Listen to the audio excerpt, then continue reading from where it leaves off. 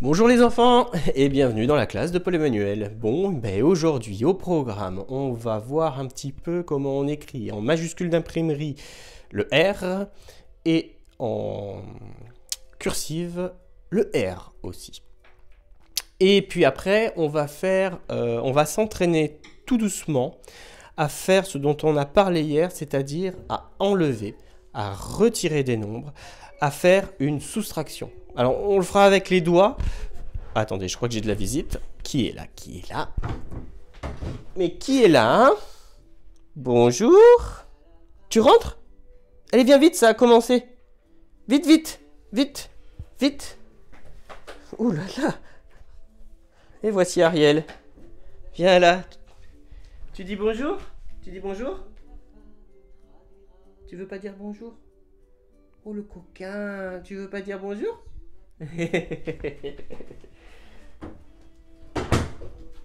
Donc voilà, on va apprendre à retirer, à faire ce qu'on appelle une soustraction.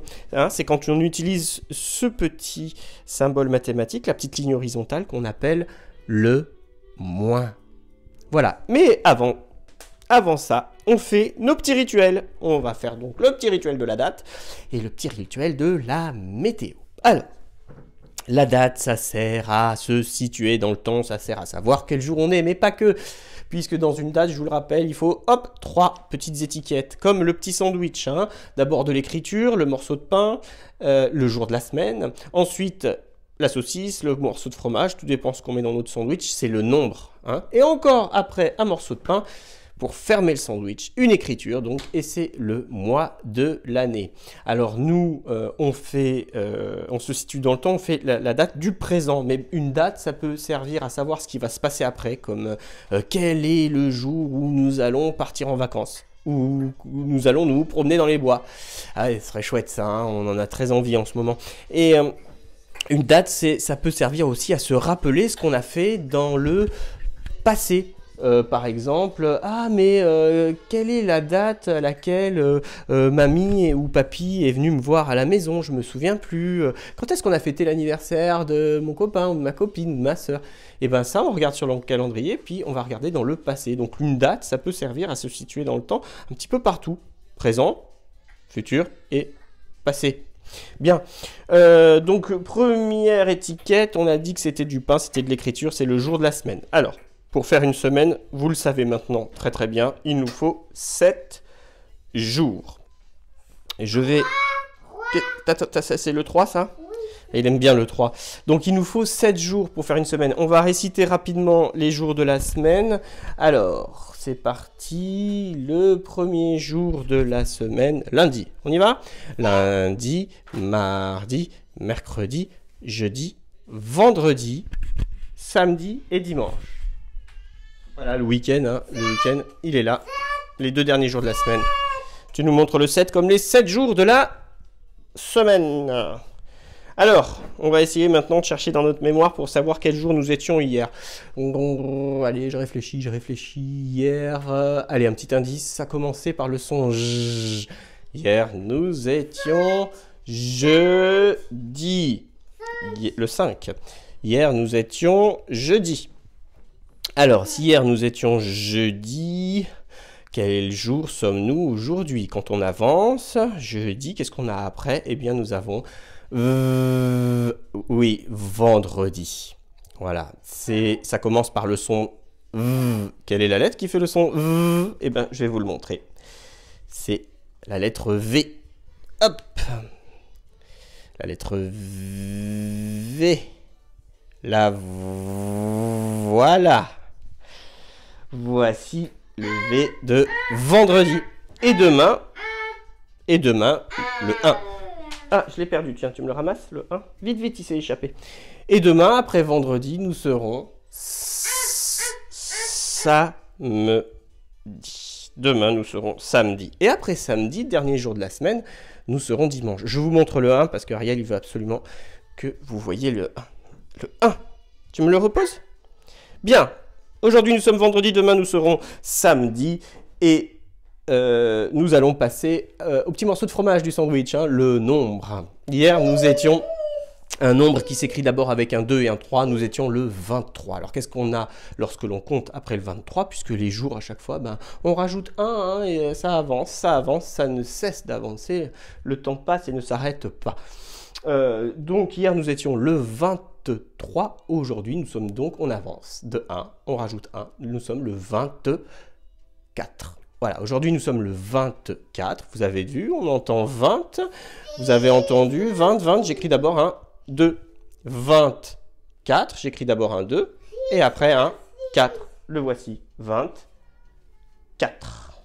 Et demain nous serons, ben on va avancer encore, 25. Demain nous serons le 25. Alors, je vous rappelle vite fait, quand j'entends 20, j'écris d'abord un 2, mais ça veut dire aussi 2 paquets de 10. On dit ça, on appelle ça 2 dizaines. Si par exemple je devais prendre des enfants pour faire 24 avec les doigts, bah, il me faudrait 2 paquets de 10. Donc il me faudrait 2 enfants pour faire les dizaines. 2. Et puis un enfant, toujours un seul pour les unités, parce qu'elles vont de 0 jusqu'à 9. Les unités. Donc il faudra un enfant qui me fasse 4 unités. Et si on compte tous les doigts, eh ben, on obtient 24. Allez. Dernière étiquette, eh ben, c'est l'étiquette du mois de l'année. On pose toujours cette question, combien de mois pour faire toute une année? Eh bien, il en faut d'abord un 1, après un 2, 12. On appelle ça les 12 mois de l'année. Premier mois de l'année, janvier, dernier mois de l'année. Oui, vous l'aimez ce mois de l'année, c'est le mois de décembre. Pourquoi? Parce que on fête la fête des cadeaux, on fête Noël. Tu connais toi le Père Noël? Tu le connais le Père Noël? Oui. Qu'est-ce qu'il apporte quoi le Père Noël? Des cadeaux. Vous voyez, tout le monde connaît le mois de décembre. Bon, alors nous, on en est au 4e mois de l'année. Alors on y va, on va rester pour essayer de retrouver ce mois de l'année. Facile, on le fait depuis un moment maintenant. Janvier, février, mars. Et voilà, c'est le mois de avril qui commence par le son A de la lettre A qui est une voyelle, car les voyelles font le même son que leur prénom. Donc la lettre A fait le son A, comme avril. On va essayer, tiens, de lire de la gauche vers la droite, les sons de la gauche vers la droite de avril. Première lettre A, bon, ça fait le son A. Deuxième lettre V, on en a parlé tout à l'heure, elle fait le son V, donc ça fait A, V. Tiens, troisième lettre R. Alors, je vous laisse deviner, on l'a fait hier, comme le chien qui gronde. La lettre R fait le son R. Donc ça fait A, V, R. Quatrième lettre, c'est le I, voyelle, donc elle fait le son comme son prénom, I. Donc A, V, R, I. Dernière lettre, c'est le L qui fait le son la, comme langue, et ça fait L. Donc ça fait avril. Avril. Allez, on lit la date, on y va. Aujourd'hui, nous sommes le vendredi 24 avril. Et il est l'heure de faire la météo. Alors la météo, en ce moment, elle change pas beaucoup, elle n'a jamais beaucoup changé. Il nous faut regarder, pour savoir quel temps il fait dehors, le ciel, et puis aussi les températures. Alors le ciel, je le vois, et il est encore tout bleu. Pas un seul nuage, ce qui veut dire eh bien que le temps est ensoleillé. Moi, personnellement, les enfants, j'aimerais bien qu'ils commencent à être un petit peu pluvieux. Pourquoi? Parce qu'au printemps, les plantes, elles ont soif aussi, elles ont besoin de boire. Et il faudrait qu'il tombe de la pluie pour que toute la nature puisse boire un petit peu. Et là, ça fait un petit moment que j'ai pas vu de pluie tomber. Alors, j'aimerais pas que ça continue parce que j'aimerais que nos plantes, elles puissent boire un petit peu. Et elles en ont beaucoup besoin. On va avoir les températures, on ouvre cette petite fenêtre et on va aller regarder notre thermomètre. On y va.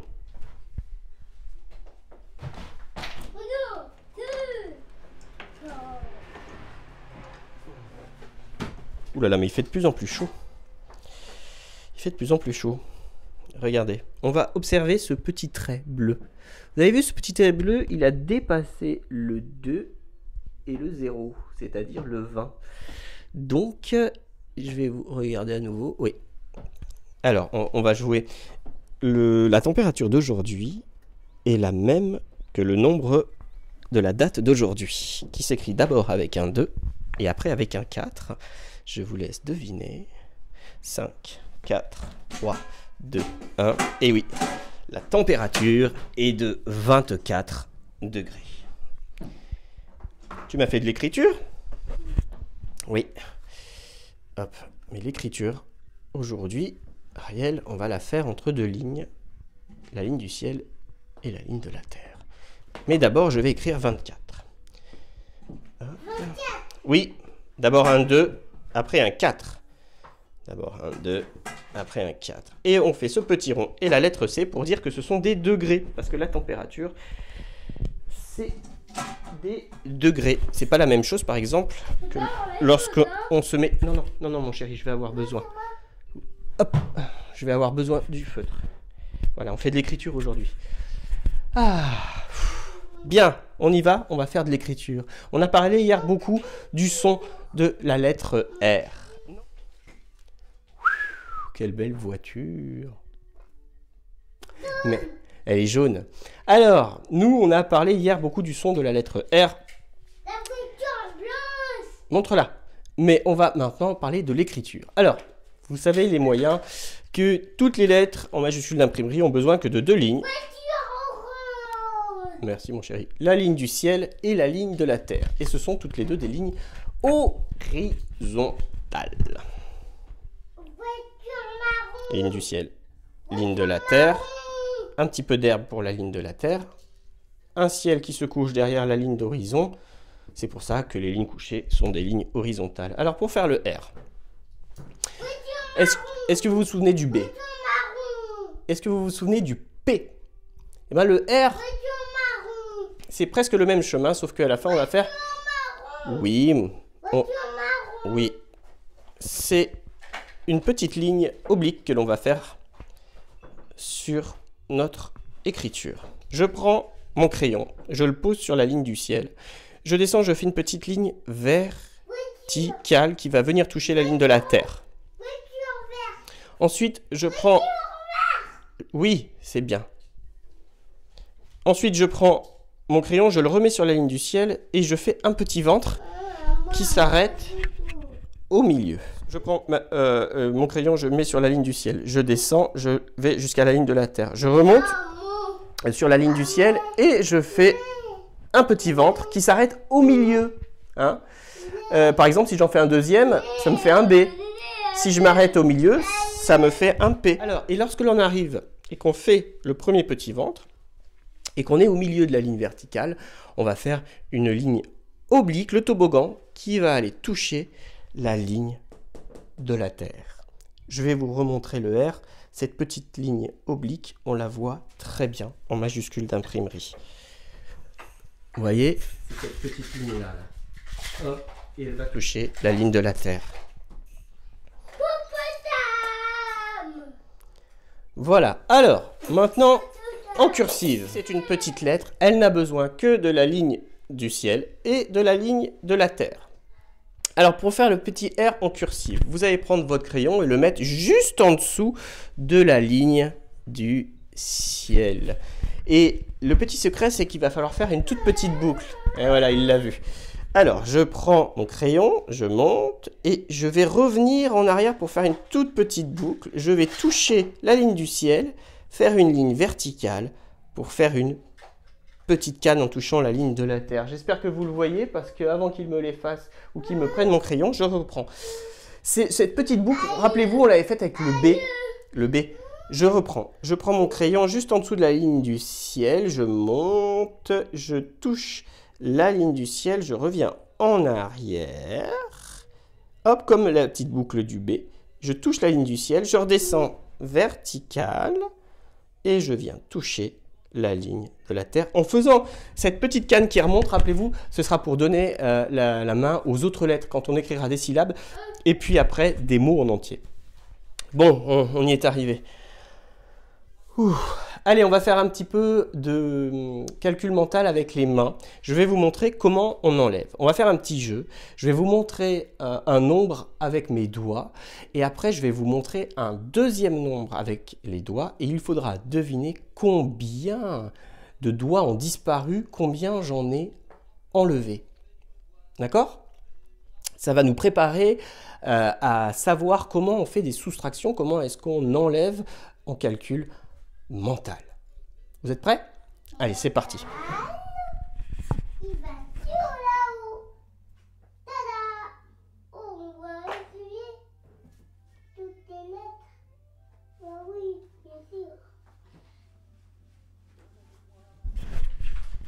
Alors, combien j'en ai enlevé?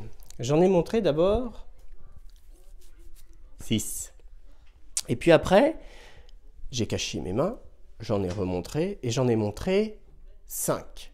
Combien j'en ai enlevé?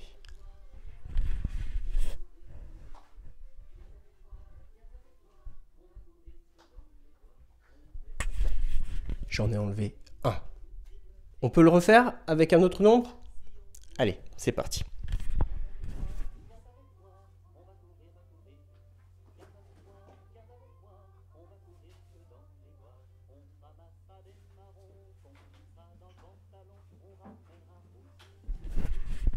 Alors, combien il y en avait au début? Comme les jours de la semaine, il y en avait 7. 7 doigts. Et après, j'en ai montré 5. Combien de doigts ont disparu? Entre 7 et 5. Bah, ça se voit facilement, ça se voit bien. Je le remonte.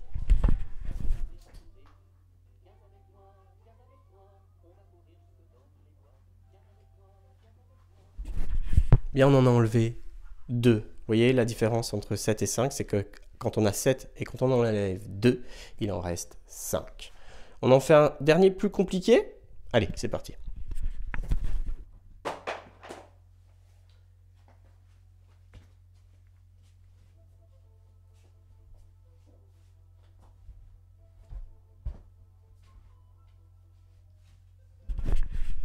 Alors, combien de doigts avaient disparu?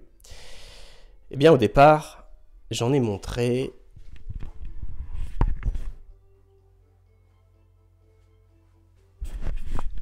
8.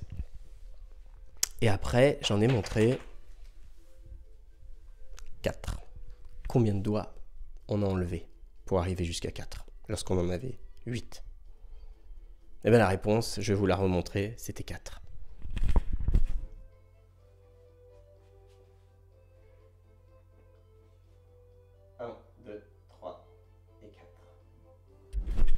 Donc quand on en a 8 et qu'il en reste plus que 4, c'est qu'on en a enlevé 4.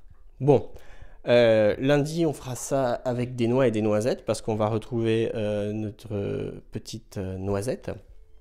Elle m'a préparé des petits exercices de soustraction. Je vous montrerai, mais je vous expliquerai, mais je vous montrerai des noix et des noisettes.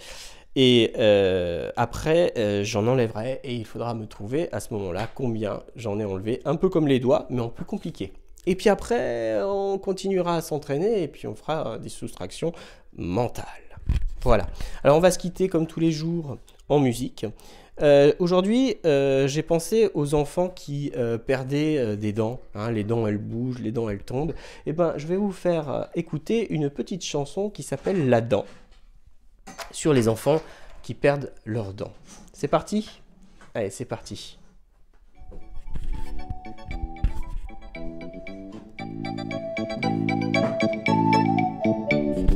Depuis déjà longtemps, je faisais bouger ma dent, je la tirais en arrière et en avant. Et puis crac, tout à coup, hier elle est tombée. Alors moi je l'ai glissée sous mon oreiller. J'ai perdu une dent. Et l'autre jour j'étais invité chez ma grand-mère. Il y avait des gâteaux pour mon anniversaire. Entre la glace aux fraises et la tarte aux groseilles, ma grand-mère tout bas m'a dit à l'oreille.